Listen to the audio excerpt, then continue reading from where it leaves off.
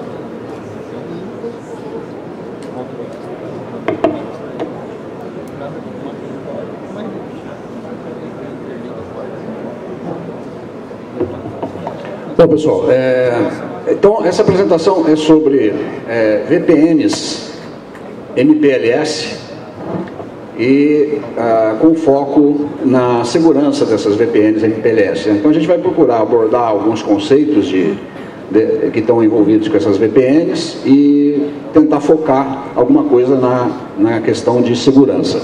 Essa apresentação ela foi feita para o mundo da Itália, né, no começo desse ano. E por isso que ela tá em inglês aí. Espero ter tempo aí para traduzir para o futuro aí, mas não vou prometer. Da outra vez eu prometi e não cumpri até hoje. Eu tive uma apresentação de BGP lá que está meio traduzida até hoje. Bom, mas de qualquer forma bastante tranquilo aí. Os slides acho que acabam sendo bem ilustrativos para quem não tem pleno domínio aí né? Bom, então aí fazendo uma pequena apresentação minha, né? Eu sou Maia, né? A gente conhece bastante gente aí do ramo aí, né? Eu sou engenheiro formado em eletrônica e em telecomunicações, provedor de internet desde 95, com treinamento de radiofrequência desde 2002 e como trainer oficial da Microtik desde 2007, né? E sou diretor da empresa MD Brasil, que fica no interior de São Paulo. E também estou hoje no board da LACNIC, né? Bom, a AMD Brasil é então um provedor de internet no interior de São Paulo que atua na área de treinamentos, distribuição de equipamentos, né? Estamos com um stand aí na exposição. A gente representa as antenas, algumas antenas também, então peço quem quiser passar lá para conhecer nossos produtos, né? E também temos uma atuação bastante forte na área de consultoria e treinamentos. Essa apresentação de segurança de MPLS, ela vem dentro de uma linha que a gente começou lá a falar algumas coisas, algumas particularidades de segurança envolvendo o Microtik Router OS. E lá desde 2008, né, a gente falou de segurança em wireless, depois a segurança do projeto o LPC, né, do Uruguai, que é um projeto de um computador por criança e tal. Fizemos depois uma apresentação sobre segurança de camada 2, segurança de roteamento e segurança de IPv6. E filtros de BGP, visando não só segurança, mas políticas de roteamento em 2013. Então, qual que é a motivação para falar sobre VPN e MPLS, né? Primeiro falando um pouco de MPLS. O MPLS ele surgiu lá atrás com um objetivo básico que era de melhorar a velocidade das redes, né, de encaminhamento dos pacotes das redes e para propósitos de engenharia de tráfego, né? Mas hoje, assim, um dos maiores usos do MPLS não está nem tanto ligado a essa questão da melhoria do desempenho, mas sim a prestação de alguns serviços que rodam em cima dele, que são, por exemplo, as VPNs de camada 2 e VPNs de camada 3. Essas sim são serviços que as grandes operadoras usam, fornecendo em cima de redes MPLS, fornecendo esses serviços, né? E nós, como pequenos operadores, a gente pode ser tanto fornecedor desses serviços, né? A gente pode preparar a nossa rede para fornecer esse serviço, e também, provavelmente, a gente deve ser cliente desse serviço, né? Quando a gente contrata aí um link, um LAN-to-LAN, um transporte até o PTT, provavelmente a gente está contratando um serviço baseado em MPLS. Então, ao mesmo tempo, nós somos usuários e podemos ser prestadores desse tipo de serviço. O MPLS, ele, assim, por definição, ele é considerado um serviço seguro, né? E por ser, teoricamente, prestado por um provedor seguro, né? Uma grande operadora, onde se iniciou esse serviço de MPLS, não se questiona muito a questão da segurança do serviço em si, né? Mas a gente vai ver que erros de configuração, não só erros de configuração, mas também ataques maliciosos e tal, numa rede MPLS, você pode tanto fazer ataques de negação de serviço, parar os serviços, né? Como você pode até fazer a questão de roubo de dados, etc., né? Então o objetivo da apresentação é fazer uma visão geral desses serviços, como eles funcionam, né? E mostrar algumas técnicas que podem ser utilizadas para você quebrar a segurança desses serviços e também discutir as boas práticas que a gente deve ter para que isso não aconteça nas redes quando a gente é prestador desse serviço e para que a gente também não fique refém quando a gente é cliente desse serviço, a gente saiba os riscos que esses serviços estão proporcionando. Então, o público-alvo aí, né, são os provedores e pequenos operadores que estão provendo o serviço e que estão utilizando. Bom, primeiro vamos falar de um modo geral como que é a questão da segurança dos tipos de VPNs, né? Nós temos basicamente duas linhas, as VPNs seguras e as VPNs acreditadas, né? A VPN segura é aquela que tem um método de segurança intrínseco dela, né? Como por exemplo um túnel IPsec, né? Que eu posso fazer, que eu tenho um método de autenticação, que eu tenho uma comunicação criptografada, que eu garanto que os dados não sejam alterados quando em trânsito, né? A integridade dos dados, né? Então, exemplos, PPTP, L2TP, né? IPsec, etc. E as VPNs acreditadas, né? As VPNs acreditadas, de fato, elas não têm uma segurança intrínseca dela, né? E simplesmente as pessoas acreditam que aquela VPN é segura. Até porque as técnicas envolvidas são técnicas um pouco mais complexas, que tornam um ataque nessas VPNs também mais complexos, né? Então, na verdade, são VPNs, são chamadas também de VPNs, porque elas são privadas, mas elas são VPNs que a gente chama de VPNs acreditadas, e não as VPNs realmente seguras.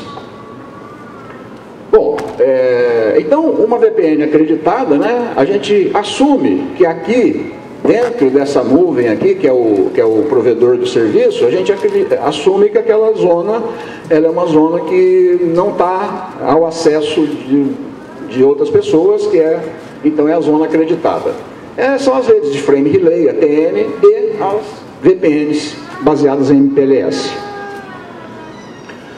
Bom, então a questão é como que essa rede aí, como que essa zona considerada segura, quais são os riscos que existem de segurança nessas redes, né? Bom, se eu pensar como um cliente de rede de VPN, né? Se eu compro um serviço de acesso à internet, né? Eu presumo que a segurança, né? Se é um acesso à internet, a segurança da minha rede, eu tenho que ter um firewall, etc. e tal, né? E se eu compro um serviço de VPN, eu penso que a segurança deve ser provida pelo provedor de serviços, né? E pensando como um provedor de serviços, é a mesma coisa, né? Se eu vendo um serviço de VPN, né? Eu tenho que alertar o meu cliente aos riscos que esse serviço tem, se for um serviço ligado à internet e se ele for simplesmente um serviço de transporte de dados. Bom, passada aí essa fase de falar do porquê que nós vamos discutir isso, né? Vamos fazer um retrospecto pequeno de MPLS e essas VPNs que estão baseadas em MPLS, né?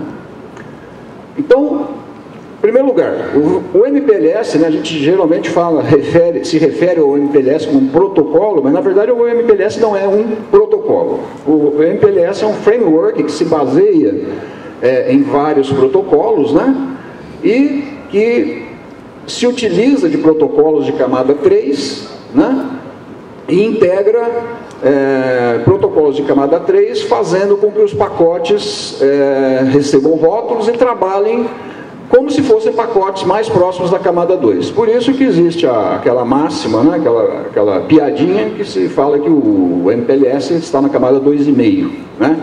Isso aí, de fato, não existe isso, né? Não existe essa história de 2,5, não existe essa camada, mas ele trabalha como se fosse, como se não fosse. Mas ele precisa de protocolos de camada 3 para trabalhar.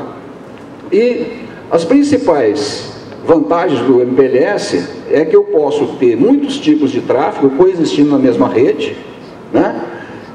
Eu tenho mecanismos para gerenciamento dessas redes com restauração de falhas, caminhos alternativos, etc. E performance melhorada no encaminhamento dos pacotes. Bom, como é que o MPLS trabalha, né? Os roteadores do MPLS, né, aqui do mundo IP, quando eles entram na nuvem MPLS, ele recebe um rótulo, né, e trafega com base nesses rótulos na nuvem MPLS até ir de novo para o mundo IP, né? Sempre numa comunicação de dados, numa rede IP, eu quero que IP fale com IP, mas dentro da nuvem MPLS eu tenho aqui simplesmente os rótulos MPLS. Então, quando esse pacote entra na nuvem MPLS, ele recebe um rótulo e trafega com base nesse rótulo. Quando ele sai da nuvem MPLS, é retirado esse rótulo e ele volta a ser um pacote IP normalmente. O rótulo está aqui, né, entre o cabeçalho IP e o frame Ethernet, né, e esse rótulo aqui que tem esse formato. E nesse rótulo eu posso, inclusive, transportar informações de qualidade de serviço, por exemplo. Bom, terminologia básica aí, né, sopa de letrinhas do MPLS. LSR é o Label Switch Router. É um dispositivo que encaminha pacotes baseados em valores de label. E o Label Edge Router, ele é o roteador que fala os dois mundos. Ele fala o mundo IP e fala o mundo MPLS, né? Traduzindo IP para MPLS e vice-versa, MPLS para IP. Label Switch Path, o LSP, é o caminho definido pelos labels, né, pelos rótulos, através dos LSRs até os pontos finais. E a FEC, né, é uma representação de um grupo de pacotes que compartilham os mesmos requisitos para o seu transporte. Bom, vamos ver aqui como que é o MPLS em ação, né? Eu tenho aqui um pacote cujo destino é o IP 1.1.1 e ao entrar aqui ele recebe um IP, digamos, aqui está representado por letra, né? Mas na verdade é um número, né? Então aqui esse roteador atribui o rótulo, esse outro roteador recebe com o rótulo aqui e troca o rótulo, esse aqui faz a mesma coisa, ou seja, todo mundo aqui só fazem troca de rótulos, né? E finalmente o penúltimo roteador, esse é um ponto interessante, o penúltimo roteador, ele retira o rótulo. Por que ele retira o rótulo? Porque esse cara aqui já é um cara que fala o mundo IP, né? E aí o pacote volta a ser IP e vai até o destino aqui, que é 1.1.1. Então, na verdade, a nuvem MPLS, o que ela faz? Depois que eu já tenho o roteamento rodando, ela negocia esses rótulos entre si e cada edge router, né, cada roteador de borda, ele sabe o caminho em rótulos para chegar nessas redes. Bom, como que eu distribuo os rótulos, os labels, né? Existem três formas de distribuir: pelo protocolo LDP, pelo RSVPTE, que é que se usa em engenharia de tráfego, e pelo protocolo BGP. Então, o método de distribuir rótulos são esses três. O LDP é usado entre os nós para estabelecer e manter esses rótulos, né? E o LDP ele tem algumas funções, como a descoberta, o gerenciamento, os anúncios e as notificações. Para o MPLS operar corretamente, o LDP ele precisa do protocolo TCP. Então, o LDP usa o protocolo TCP para estabelecer as sessões entre os roteadores, né? E o UDP é utilizado para outras funções, como a descoberta, os anúncios, etc. E existe no protocolo LDP uma RFC que define uma criptografia para que esses roteadores troquem pacotes criptografados. O MikroTik não suporta essa criptografia, tá? Então, nos roteadores MikroTik, a minha nuvem MPLS, eu tenho que pensar que ela vai ser sempre não criptografada. Por enquanto, pelo menos, né? O RSVP é uma outra forma de eu distribuir os rótulos, né? E eu posso também distribuir os rótulos via protocolo BGP, que é normalmente o protocolo quando eu quero fazer as VPNs de camada 2 e camada 3, é o protocolo que eu vou utilizar para trocar essas informações de camada 2 e camada 3. Bom, MPLS, VPN, né? As VPNs MPLS. As tradicionais, Frame Relay, ATM, são as VPNs tradicionais, né? As VPNs baseadas em CPE, né? Em que os dispositivos fazem as criptografias, os dispositivos finais, L2TP, e as chamadas LBNs provisionadas, né? Que são exatamente as VPNs de MPLS. Bom, nas VPNs MPLS eu tenho alguma terminologia diferente um pouco aí. Eu chamo de Customer Edge o roteador que vai lá dentro do cliente. Eu chamo de Provider Edge o roteador que está na minha nuvem. E chamo de Provider Router, né? Os roteadores internos. Então, basicamente, eu tenho o CE, que está no cliente, o PE, que está na borda, e o P, que são os roteadores internos. Bom, diferenças entre camada 2 e camada 3. VPNs de camada 2 e camada 3. As VPNs de camada 2 são de camada 2, portanto, elas não entram no mérito dos pacotes IP, né? Então, elas são totalmente transparentes aos protocolos ali que estão rodando, né? E normalmente, nas VPNs de camada 2, o provedor ele não manipula nada, ele entrega lá para a empresa que ele vendeu aquela VPN de camada 2, entrega as duas pontas e pronto. E o cliente se vira fazendo o que ele tem que fazer lá, se ele vai usar a mesma rede, o provedor não entra no mérito. Nas VPNs de camada 3, que na minha opinião é um produto bastante interessante comercialmente para o provedor fornecer, o provedor tem um pouco mais de trabalho, porque ele passa a gerenciar as redes dos usuários, né? Ele passa a gerenciar, então principalmente para empresas que não têm uma grande equipe de TI, você fornecer esse tipo de serviço é uma forma de você fidelizar o cliente, uma vez que ele passa a ser dependente de você no sentido, né, no bom sentido de você gerenciar e dar um suporte às redes dele, né? Então é uma VPN mais complexa de implementar, né? É uma VPN mais robusta, né? Porque quando você fornece um serviço de camada 2, você sabe, se o teu cliente vai lá e tem um problema de vírus, de alguma outra coisa e tal, ele pode esgotar os recursos dessa VPN e tal, e, né, com tráfego e tal. Na VPN de camada 3, isso também pode acontecer, mas é um ambiente mais controlado. Só que existe um envolvimento maior do provedor, porque é mais complexo e você tem que entrar no mérito de algumas coisas do cliente.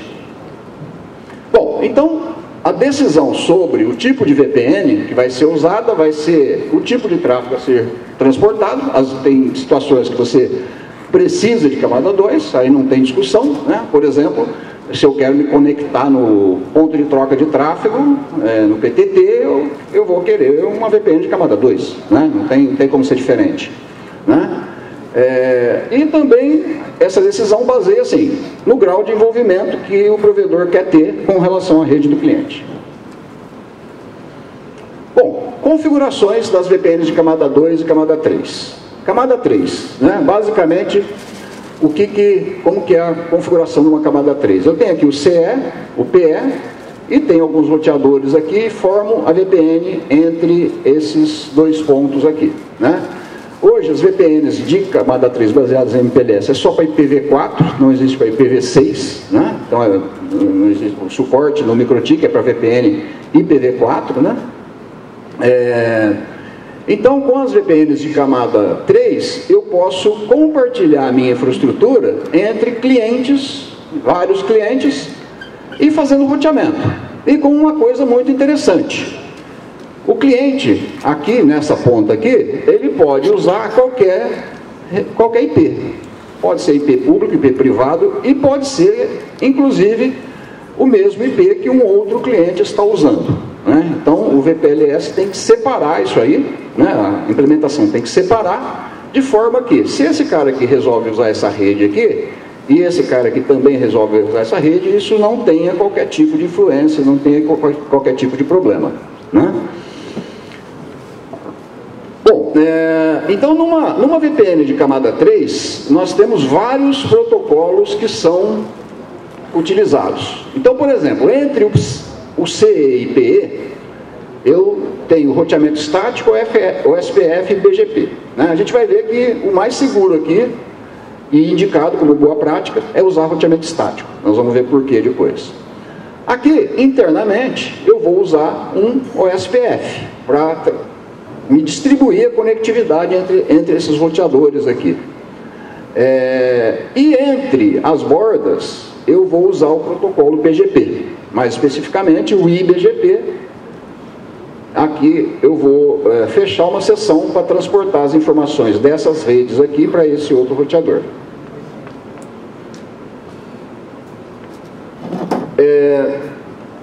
E para isso, para separar essas redes, eu uso um negócio chamado VRF, né, que é Virtual Routing and Forwarding, né?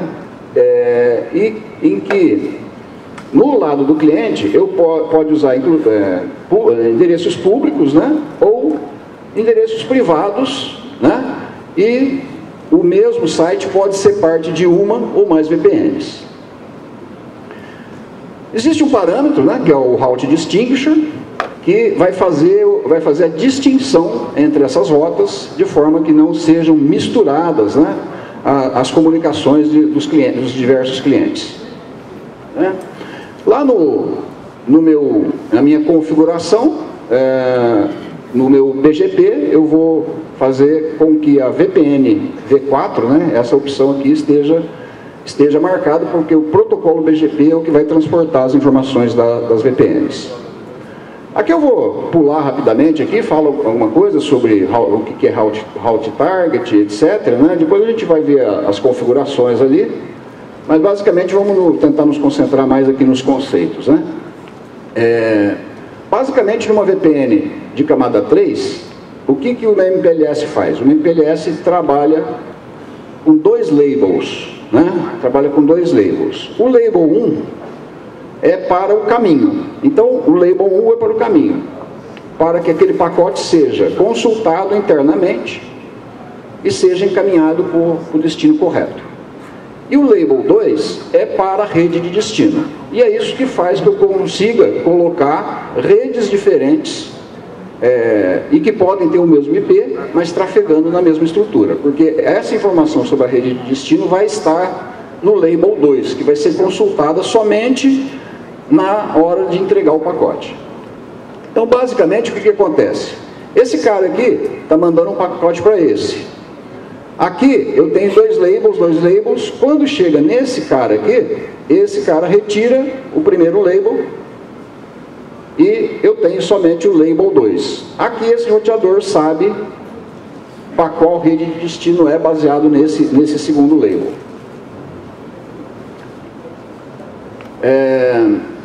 E aí eu posso ter, né, vários sites, né, com separação aí entre as tabelas de roteamento. Bom, as VPNs de camada 2 é a mesma ideia dos dois labels, né, mas ela vai transportar de forma transparente a informação, né, vai transportar em camada 2 sem entrar no mérito de qual protocolo está sendo transportado, se é IPv4, IPv6, se é IP, né? Então, aqui é a mesma coisa. Eu tenho aqui a VPN formada entre esses dois caras aqui, né? E é como se eu tivesse circuitos virtuais entre os roteadores PE aqui, os Provider Edge. Da mesma forma, eu tenho dois rótulos, um para o LSP, que é o caminho, e outro para o circuito virtual. Bem, de forma que, se um computador aqui, com um determinado MAC, quer comunicar com esse outro MAC, eu tenho um circuito virtual desse para esse e outro circuito virtual desse para esse, porque o caminho pode ser, inclusive, diferente. E no VPLS eu tenho, da mesma forma que eu tenho numa suíte, um aprendizado de endereços MAC, né? Se eu tenho um ID aqui, um determinado MAC address está associado a um circuito virtual e a uma porta. E tudo ocorre dentro da nuvem MPLS como ocorre em uma suíte, com um aprendizado de MAC. Cada pacote de informação é associado a um endereço MAC e a uma porta. Então, os roteadores PE, eles aprendem os endereços MACs das VPNs que eles pertencem, né? E os roteadores internos, os roteadores P, que estão internos à nuvem, eles simplesmente não aprendem qualquer tipo de MAC. Eles apenas encaminham o tráfego com base nos rótulos MPLS.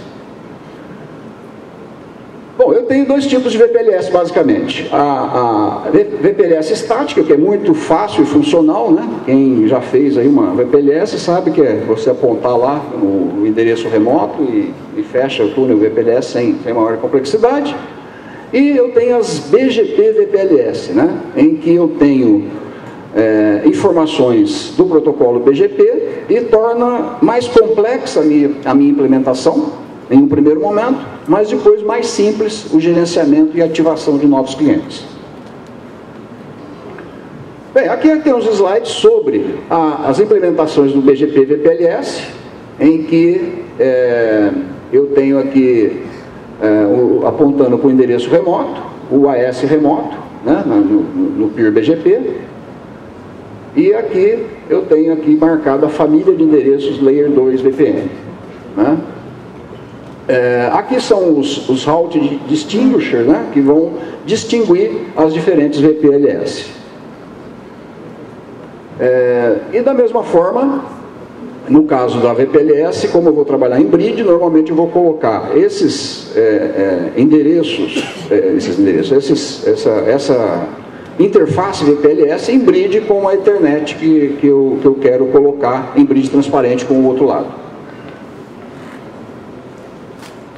Falando alguma coisa sobre o Spanning Tree, né, o VPLS Spanning Tree, da mesma forma que, como o VPLS ele vai acabar sendo um protocolo de camada 2, vai atuar como uma suíte, né? Se eu tiver mais túneis VPLS, eu tenho que ter as mesmas preocupações que eu tenho de looping que eu tenho numa suíte, né? E eu posso até usar o protocolo Spanning Tree para que não haja problema de loopings, né?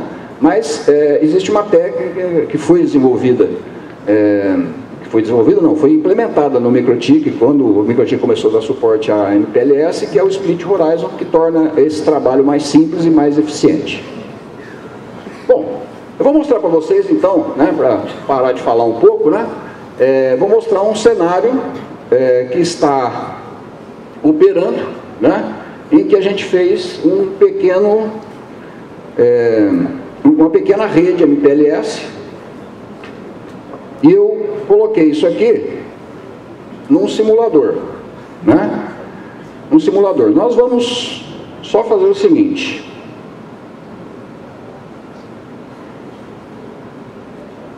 Para a gente não ver no simulador,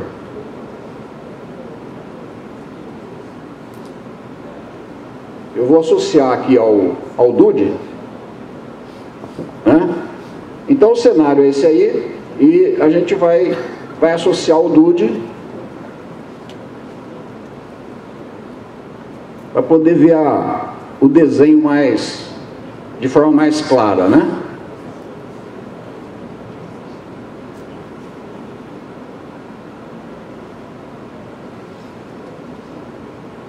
Como é que eu abro o terminal aqui agora, que é o problema?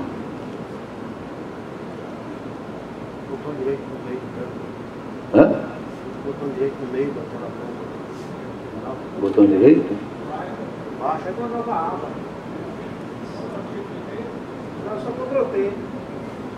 Se eu parar isso aqui, eu não consegui. Espera aí, deixa eu tentar de outra forma aqui.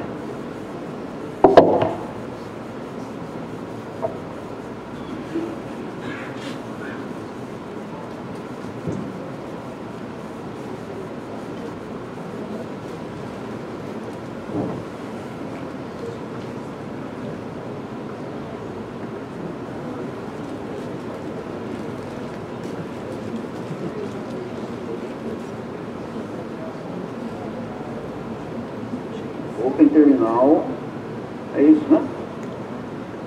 Ah.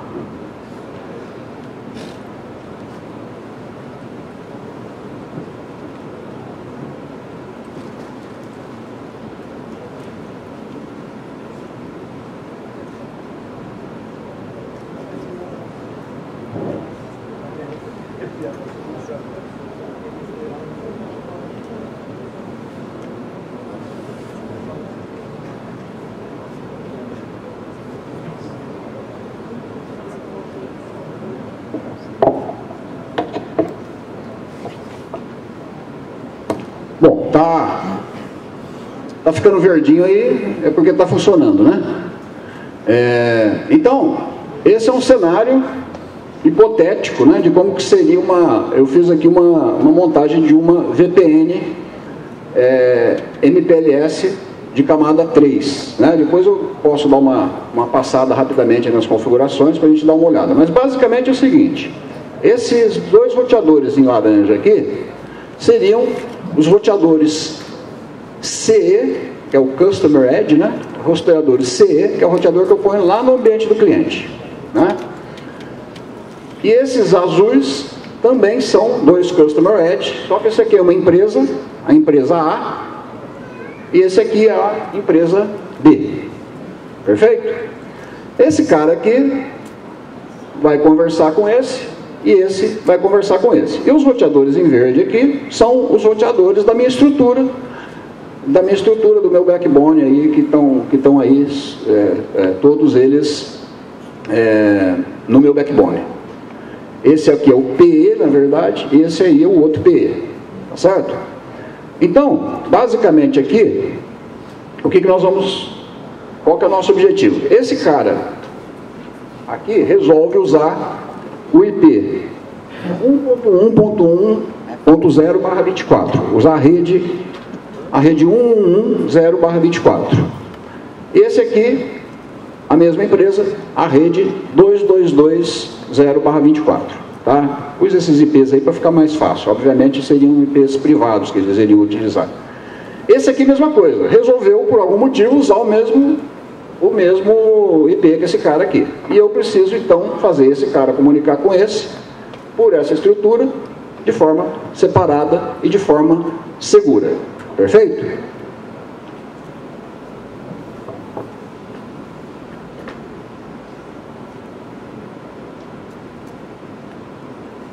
Bom, somente para a gente ver aqui, ó, rapidamente, o que tem de configuração nesse cara aqui.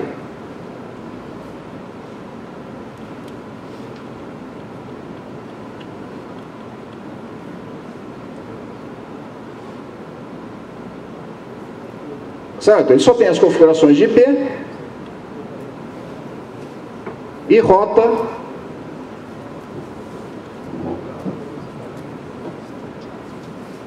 ele só tem aqui uma rota estática apontando para o IP do PE, do Provider Edge. Então é uma configuração bem simples, e tem que ser simples, né? Eu poderia botar isso aí no meu BGP e tal, no meu MPLS, poderia. Mas como a gente vai ver, isso envolve questões de segurança. Mesmo assim, com o roteamento estático, existem problemas de segurança, mas é menos problemático do que se ele fizer parte da minha estrutura. Beleza? Então, esse é o roteador. Vou deixar ele minimizado aqui, daqui a pouco nós vamos usar ele. Eu vou ver agora esse cara aqui, ó. Esse aqui já tem uma situação um pouco mais complexa.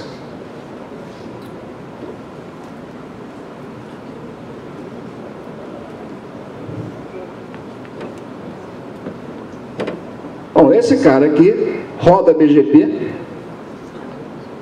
tá certo? Ele roda BGP com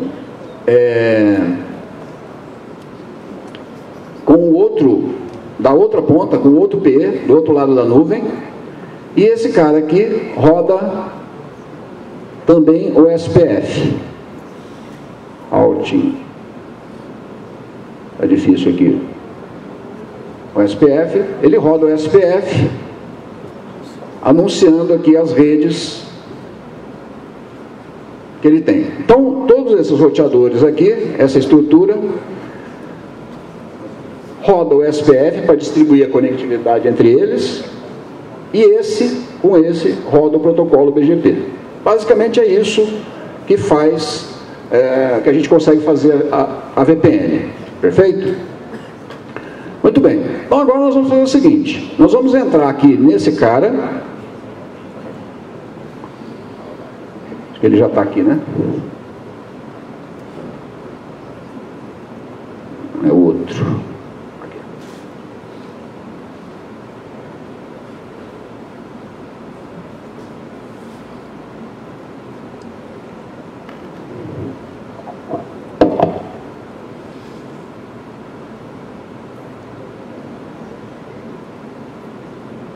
Eu estou no CE1 da empresa A.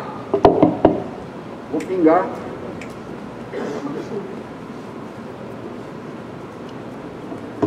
Estou pingando 222.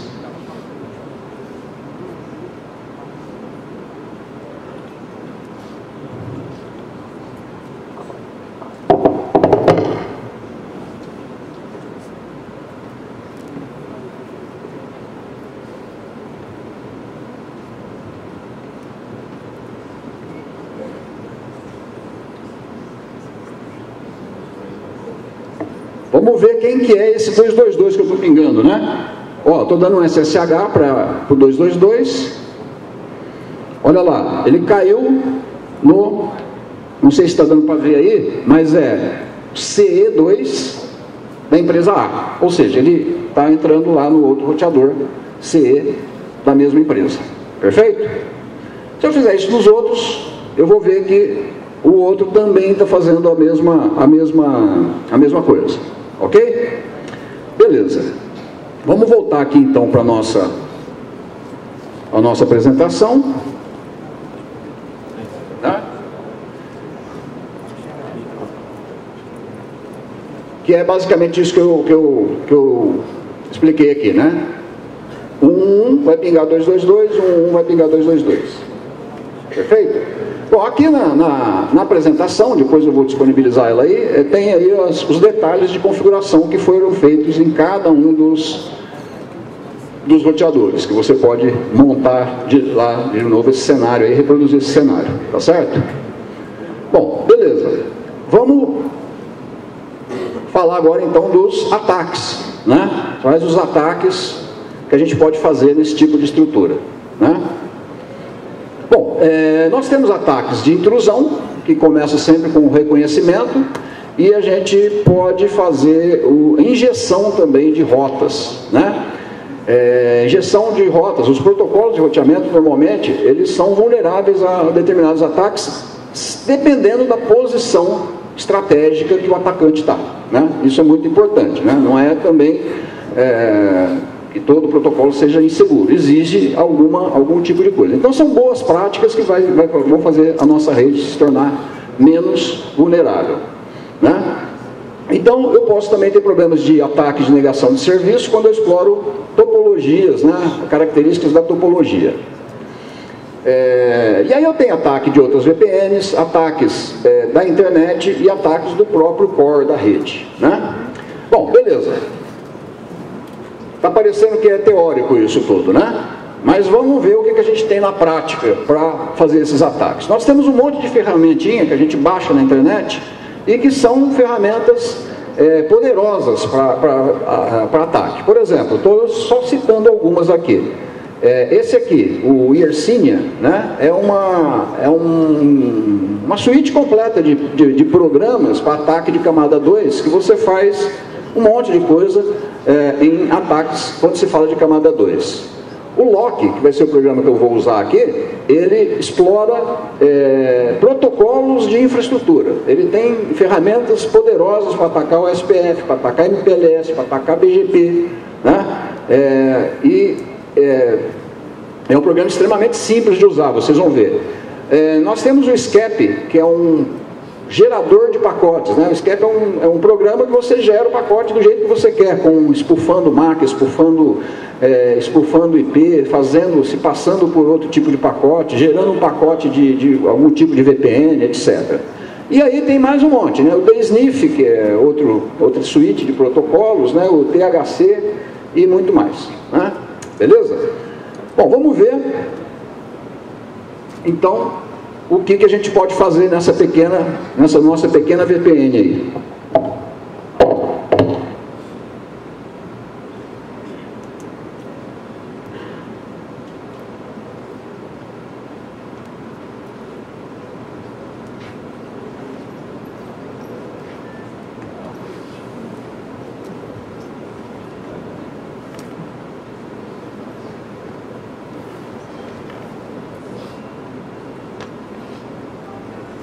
Então esse aqui é o Loki, né? Eu vou pôr ele aqui para rodar na bridge aqui.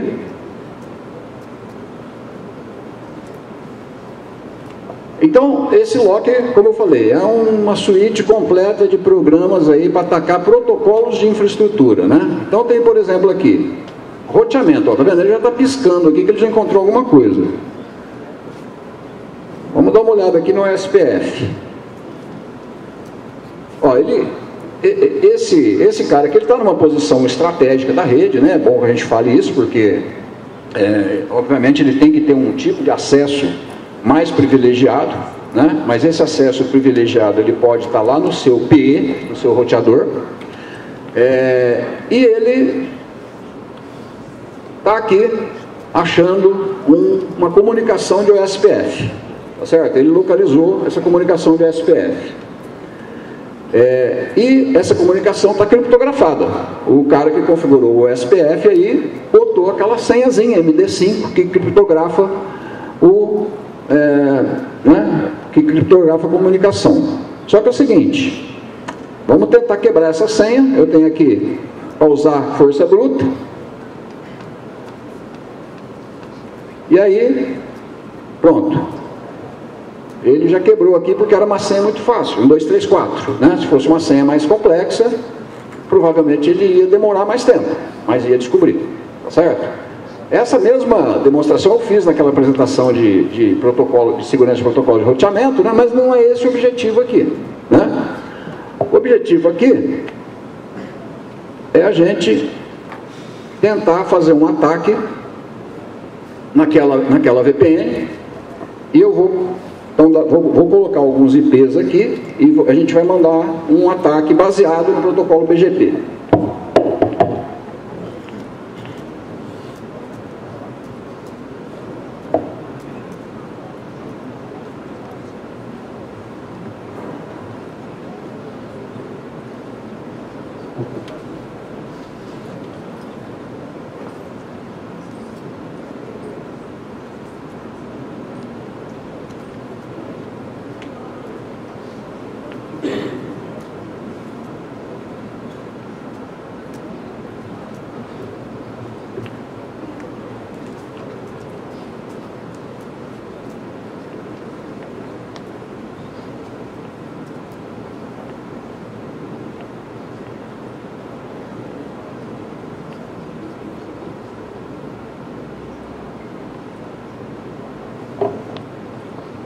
Bom, eu estou mandando mensagens de update para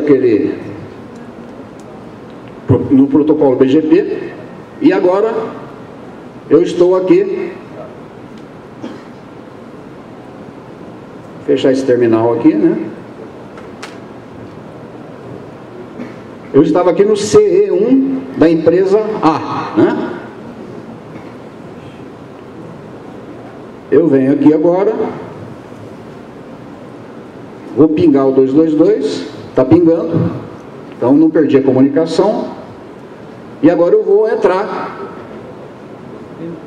por SSH nesse 222 e ver onde que eu caio. Pronto. Então o roteador da empresa A, ele entrou na empresa B. Por quê? Naquela mensagem de BGP eu injetei uma mensagem falsa, trocando a rota de 222, que era com direção a um destino, e passou a ser outro destino, né? Eu envenenei aquela tabela de rotas do protocolo BGP. Então, com isso, isso aqui só mostra o seguinte, que a vulnerabilidade, ela existe, né? Obviamente, isso aqui não é uma coisa fácil, do ponto de vista técnico não é difícil, do ponto de vista técnico é extremamente fácil porque existe a ferramenta própria, né?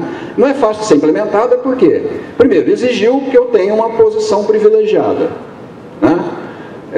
Perto do roteador PE, né? Ele está inserido no roteador PE. Exigiu também o meu conhecimento sobre coisas internas da rede, como os IPs que foram usados na conexão e tudo.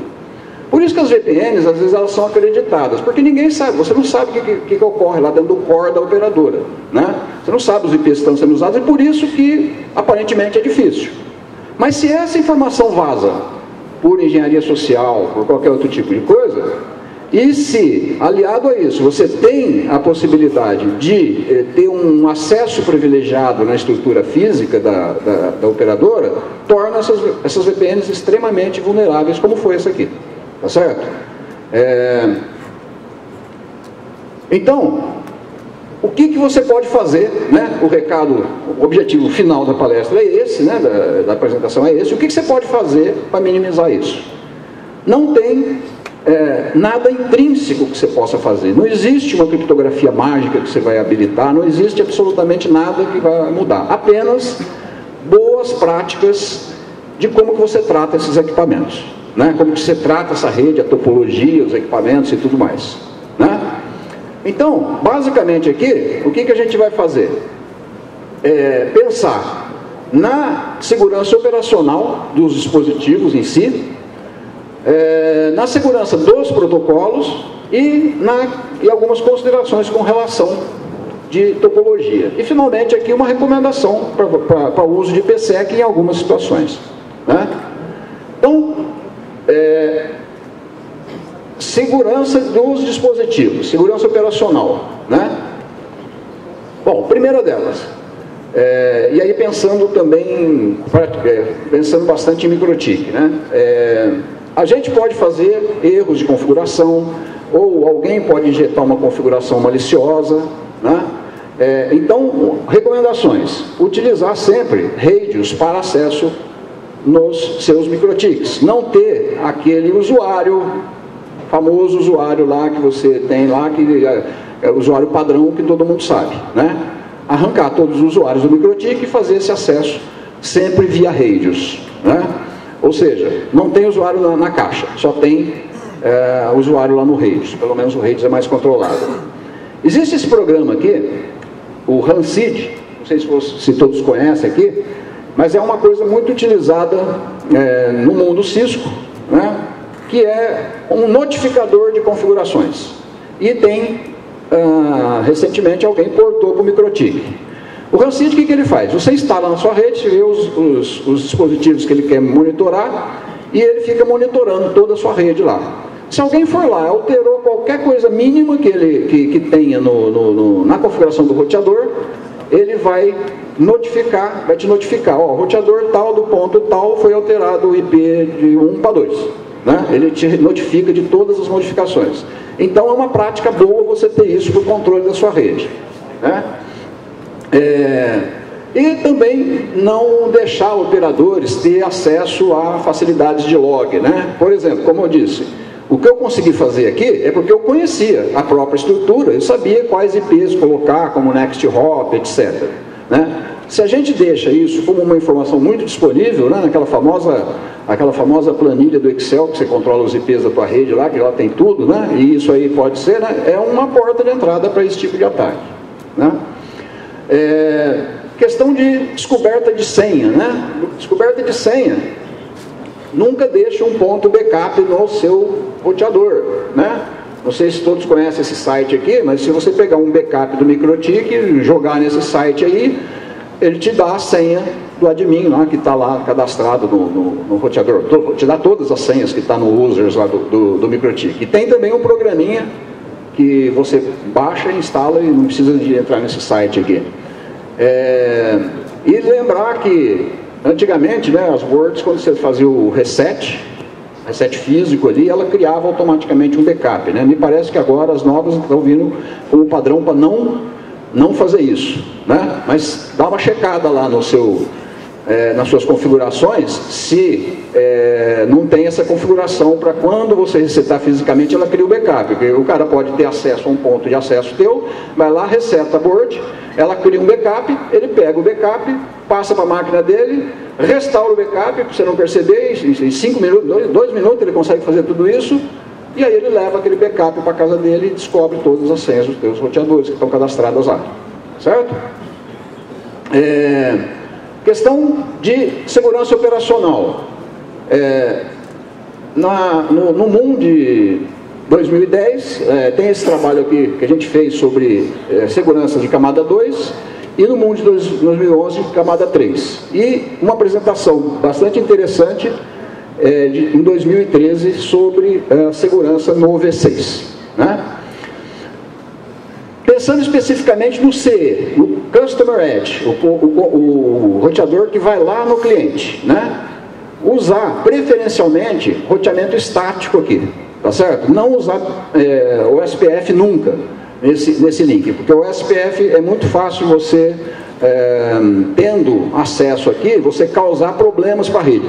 Não estou falando nem invasão de VPN, é possível também, mas você, por exemplo, negação de serviço é muito fácil, né, se você tiver acesso aqui ao SPF. Então, lembrando que o CE, ele faz parte da sua rede, né? E não, então, não deixar que o usuário, que o cliente final tenha acesso naquele box, né?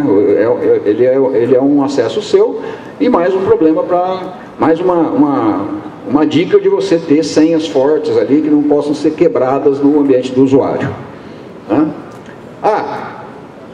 A dica, né? A famosa empresa que te pede acesso no roteador, porque tem um cara de TI lá que quer ter acesso, ele quer ter o firewall dele, tal, e você tem que dar, porque senão o cara fica bravo com você e troca teu link para Oi, né? Então, você dá um MetaRouter para ele, ó. Tem um MetaRouter lá, você instala um MetaRouter para ele, ele tem um microtik plenamente funcional, que ele pode fazer o firewall dele, mexer e tal, mas no teu lado aqui você não deixa o cara mexer, tá?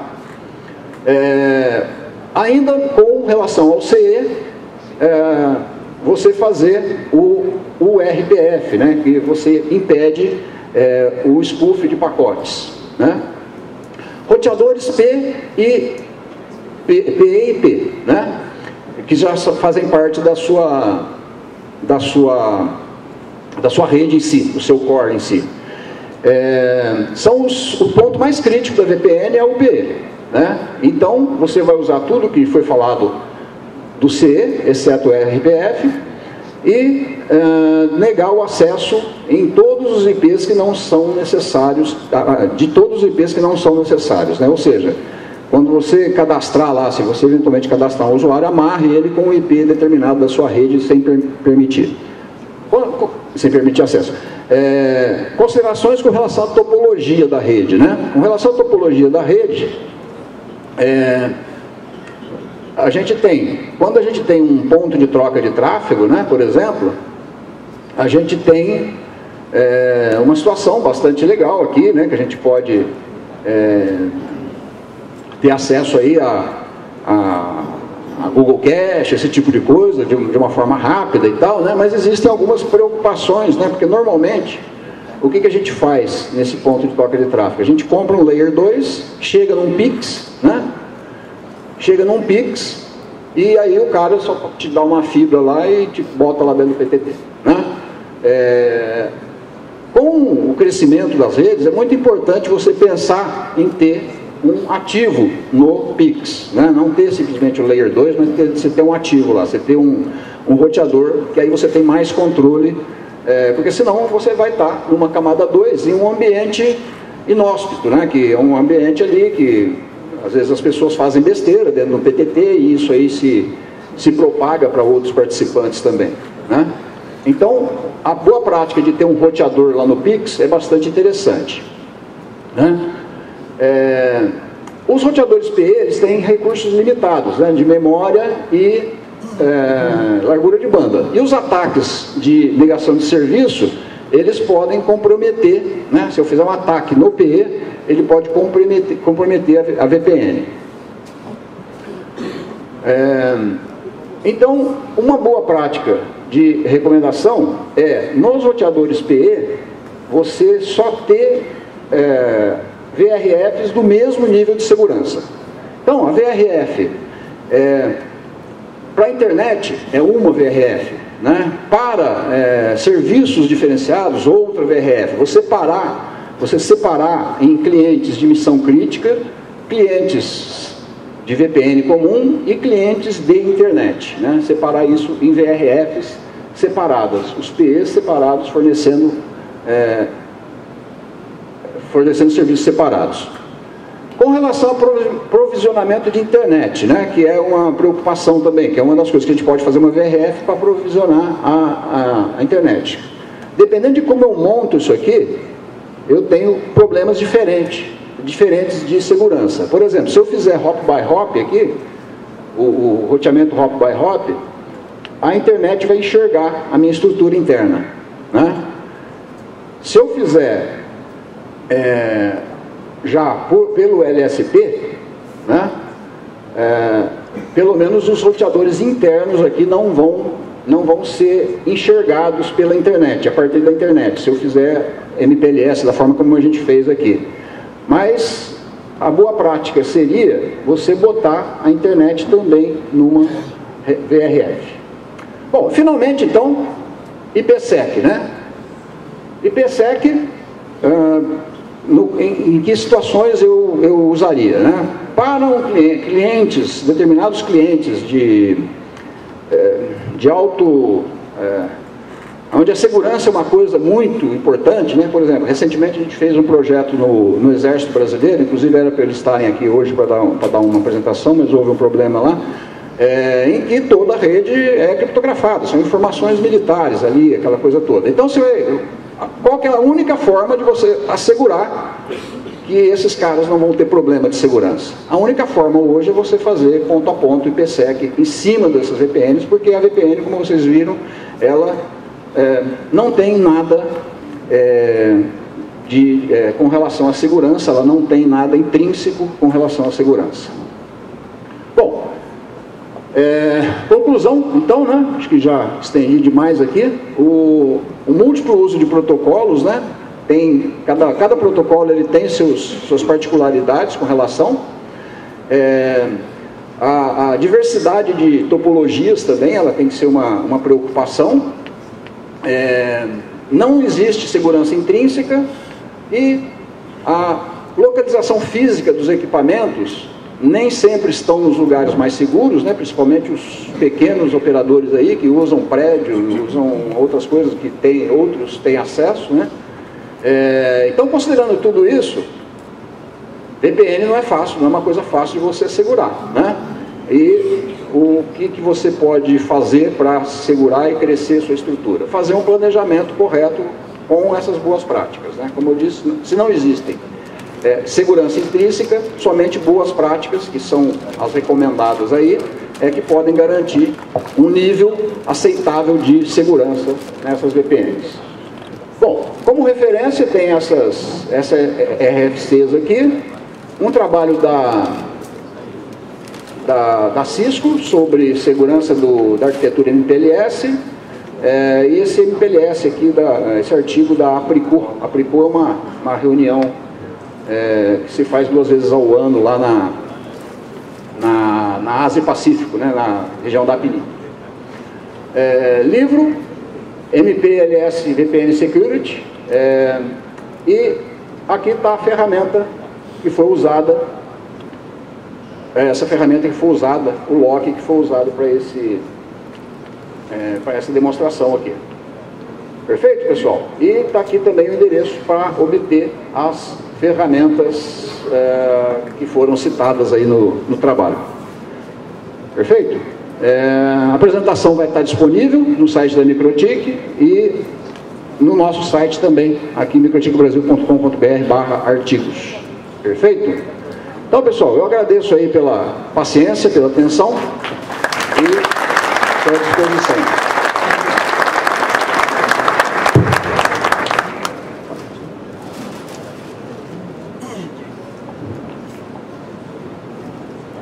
Alguma pergunta, pessoal?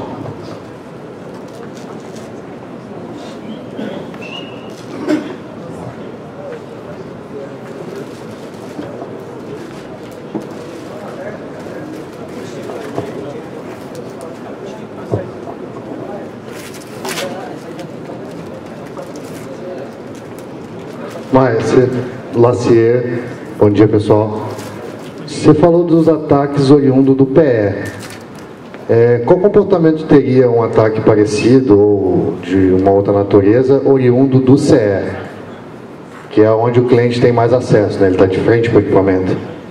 O PE requer outras manobras.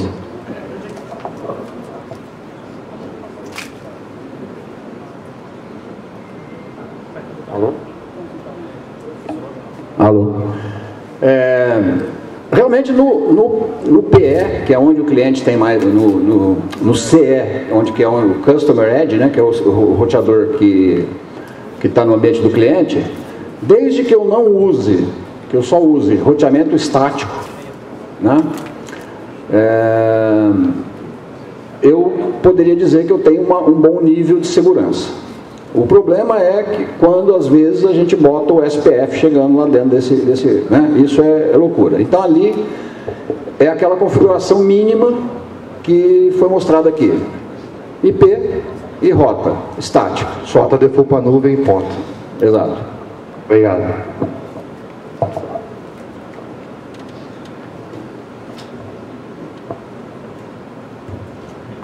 Bem, então vamos chamar a próxima, né? Apresentação aí. Quem quer? É o Lacer mesmo? O Luciano?